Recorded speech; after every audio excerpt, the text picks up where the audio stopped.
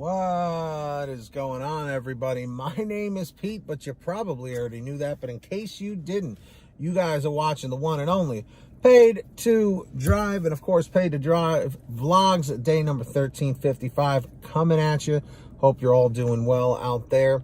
If you deliver for any of the apps like Grubhub, Doordash, Uber Eats, or any of the others, you're in the right place to stay informed with what's going on in the gig economy. Get started right now by hitting that free red subscribe button down below and turn on all notifications so you're always notified when I post something new. And of course, don't forget to hit that like button. It just lets YouTube know I'm doing a good job. So let's jump into the email. Thornton Mellon, Triple Lindy style. Here we go. So this person asked to remain anonymous. All right. And this should be a bit of an eye-opener for some. So he goes, "Hey, boss, I was wondering if you might do a video on some hard truths to think about with gig work in general. I'm a business owner and owned a trucking company for 10 years. I got out of that and do DoorDash now full time because the trucking industry isn't what it used to be. And I make good money with a lot less stress and headaches." So obviously this person is a hard worker, you know. Everyone complains about the pay with gig companies, DoorDash in particular, and wants these companies to have to pay at least minimum wage with something along the lines of Prop 22 in California. What people don't realize about this is that if this happens, then we will no longer be independent contractors and we will be employees instead. If and when that happens, then all gig companies can set a minimum acceptance rate. That means no more cherry picking, no more declining any orders. The gig companies will make it so you have to accept every order regardless of whether it tips or not.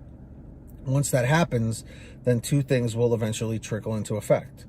Customers will realize that their orders will be delivered no matter what and stop tipping. And then number two, which will lead to the death of the gig economy altogether. DoorDash used to have the best pay model, and it was easy to keep your acceptance rate high at numbers when they had a $7 minimum on all orders. It's been a long time since the $7 minimum. Yes, they supplemented that with part of the tip when the tip was high, but at least they paid decent on even the no-tip orders, and it wasn't them keeping the tips to put on the other orders. You still got the full tip on that order, and they just lowered the base pay. Well, everyone complained about that and even sued DoorDash over it. Then it went to a $3 base pay. Still, people kept complaining and complaining and complaining. Now we're at a $2 base pay for most orders, and still people are complaining. DoorDash can legally take base pay away completely with us being 1099 independent contractors, and then we work strictly for commission, tips only. Just wanted to point out that the more people complain and raise hell, the worse things get for everyone. People seem to have short memories and forget that things can and will always get worse than they are. Please don't share my name. Hope this is something that will interest you. You seem like you play fair to both sides."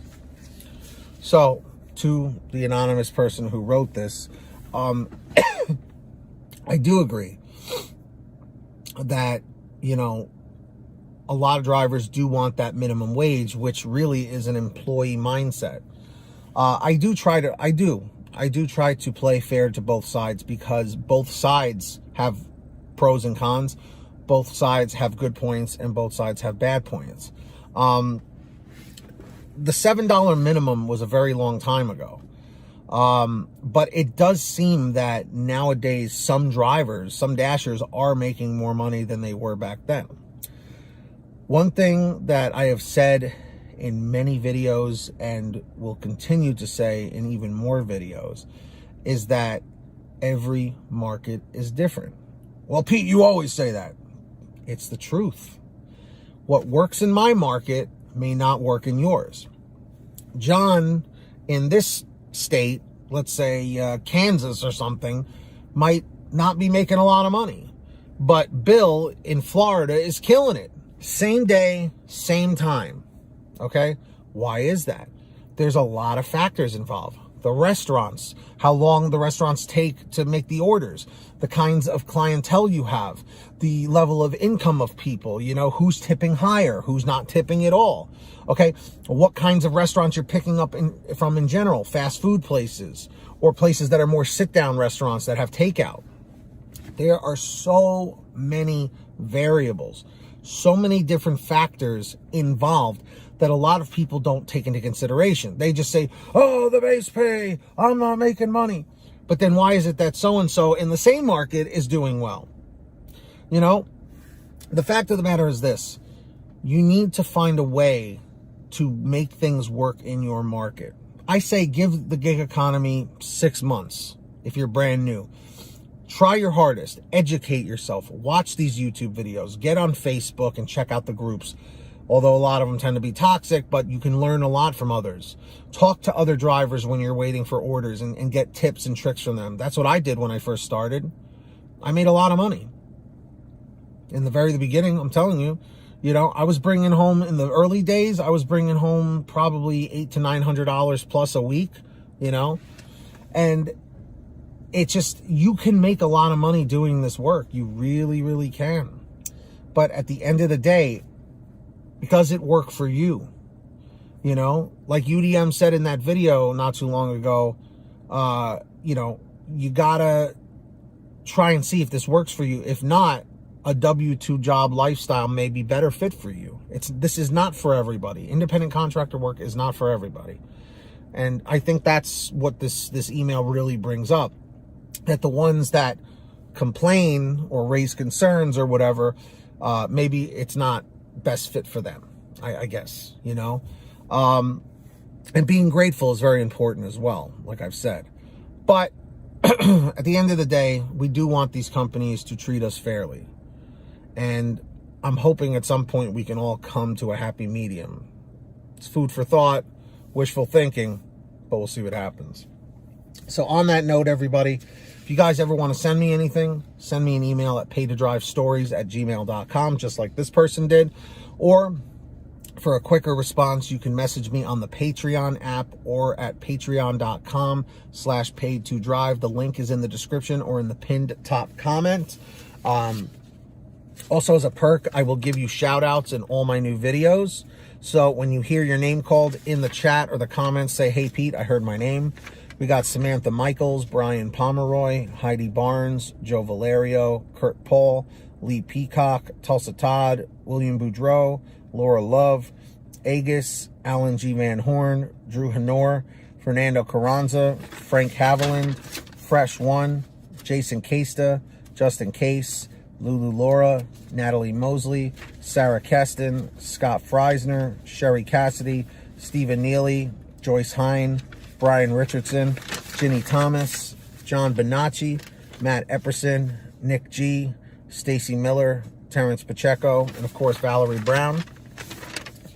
So links in the description if you want to sign up, or the pinned top comment.